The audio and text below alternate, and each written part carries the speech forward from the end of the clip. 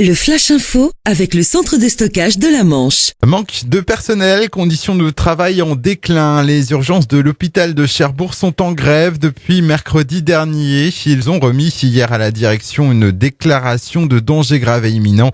Le personnel qui se dit aussi très inquiet avec l'arrivée prochaine de la grippe et ce alors que l'attente est déjà très longue aux urgences de Cherbourg.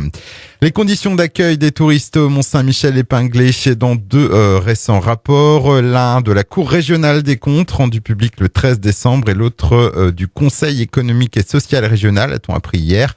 Ce dernier pointe une série de dysfonctionnements. Il évoque notamment des navettes surchargées, des axes routiers régulièrement encombrés ou encore une qualité de prestation offerte par les commerçants du Mont fréquemment décriée.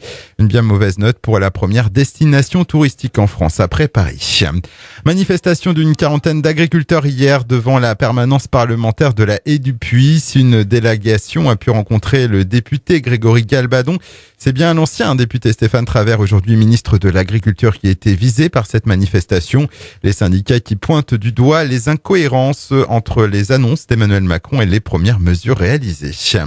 Un blessé léger dans un accident hier après-midi sur la Nationale 13 dans le sens Cherbourg-Caen à hauteur de la commune de Blauville. Un automobiliste a percuté l'arrière d'un poids lourd qui tentait d'éviter la collision avec un semi-remorque ayant perdu son chargement.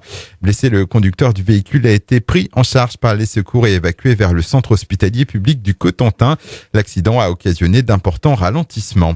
Et puis des erreurs suite à l'envoi des courriers à la population de la Hague leur informant de leur changement d'adresse. Ainsi, certains usagers ont reçu 2 courriers faisant mention de nouvelles adresses différentes. D'autres ont vu leur numéro être modifié alors que ce n'était pas le cas.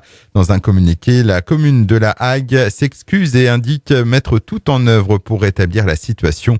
En cas de doute sur les informations qui vous ont été transmises, vous êtes invité à contacter la commune de la Hague au 02 33 01 53 33. Le Flash Info vous a été présenté par Landra, centre de stockage de la Manche à Diggulville. Pour en savoir plus et visiter notre centre, 0810 120 172, coup d'un appel local.